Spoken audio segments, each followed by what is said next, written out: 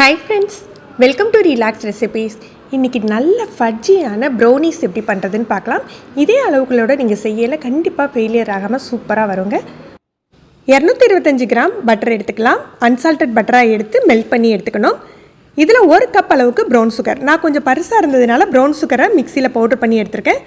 1 cup அளவுக்கு white sugar, இதோட 3 முட்டை சேர்த்துக்கலாம்.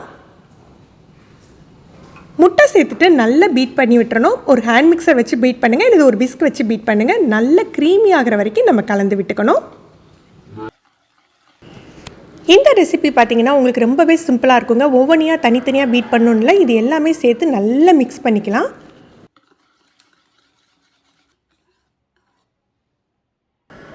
இந்த அளவுக்கு க்ரீமியாக வந்துடணும். நீங்கள் ஹேண்ட் மிக்சர் யூஸ் பண்ணி கூட நீங்கள் மிக்ஸ் பண்ணிக்கலாம். ஒரு அரை டீஸ்பூன் அளவுக்கு உப்பு சேர்த்துக்கணும். 1 டீஸ்பூன் இன்ஸ்டன்ட் காஃபி பொடி, நீங்கள் என்ன காஃபி பவுடர்னாலும் சேர்த்துக்கலாம். 1 டீஸ்பூன் வெனிலா எசன்ஸ் சேர்த்துக்கோங்க. இதில் நம்ம கொக்கோ பவுடர் 3/4 கப் அளவுக்கு சேர்த்துக்க போகிறோம்.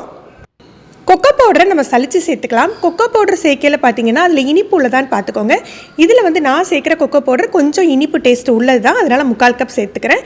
நீங்கள் கொஞ்சம் கூட இனிப்பு இல்லாத சேர்த்துக்கிறதீங்கன்னா அரை கப்பே போதும். இதை நல்லா சலித்து சேர்த்துக்கலாம்.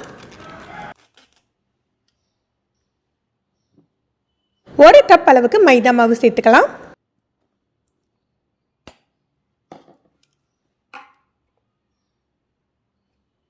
மைதா மாவுமே சலிச்சு சேர்த்துக்கணும்.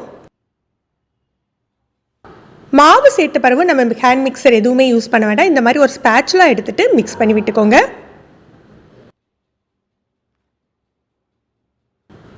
நல்ல எல்லா மாவும் ஒன்று போல மிக்ஸ் ஆகி வந்துடணும். இந்த மாதிரி இருக்கணும்.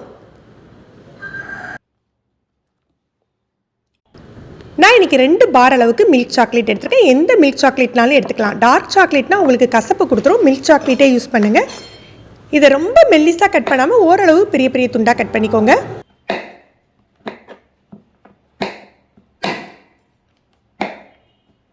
ஓவனை 180 டிகிரிக்கு 15 நிமிஷம் ப்ரீ ஹீட் பண்ணி வச்சுக்கலாம். நம்ம கட் பண்ணி வச்சுருக்க சாக்லேட் எல்லாம் ஏற்கனவே கலந்து வச்சுறதோட மிக்ஸ் பண்ணிக்கலாம். ரொம்ப மெல்லிஸாக கட் பண்ணிங்க அப்படின்னா நமக்கு பேக்காகி வரையில் கொஞ்சம் கேக் மாதிரி ஆகிடும். இந்த மாதிரி கொஞ்சம் வாயில் தட்டுப்படுற மாதிரி மிக்ஸ் பண்ணிக்கிட்டிங்கன்னா அது பாதி மெல்ட் ஆகி ஆகாமே இருக்கும், நல்லாயிருக்கும்.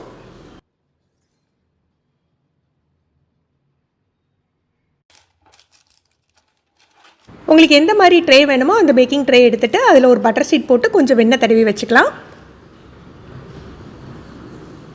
நம்ம மிக்ஸ் பண்ணி வச்சுருக்கதை அதில் போட்டுட்டு லைட்டாக ஸ்ப்ரெட் பண்ணி விட்டுக்கணும். இப்போ இதை 180 டிகிரியில் ஒரு அரை மணி நேரம் நம்ம பேக் பண்ணி எடுக்க போகிறோம். ஒரு 25 நிமிஷத்துலேருந்து 35 நிமிஷம் வரைக்கும் ஆகுங்க, நம்ம சேர்த்துருக்க சாக்லேட்ஸை பொறுத்து.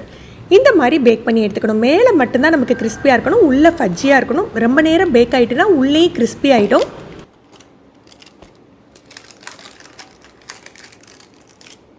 ப்ரௌனியை நல்லா ஆறின பிறகு கட் பண்ணால் தான் நல்ல பீஸ் போட வருங்க. பீஸ் போடுறதுக்கு முன்னால் அந்த நைஃப் இருக்குல்லையா, அந்த கத்தியை ஹாட் வாட்டரில் முக்கி எடுத்துட்டு நீங்கள் பீஸ் போட்டிங்கன்னா உங்களுக்கு ஈஸியாக பீஸ் போட வரும்.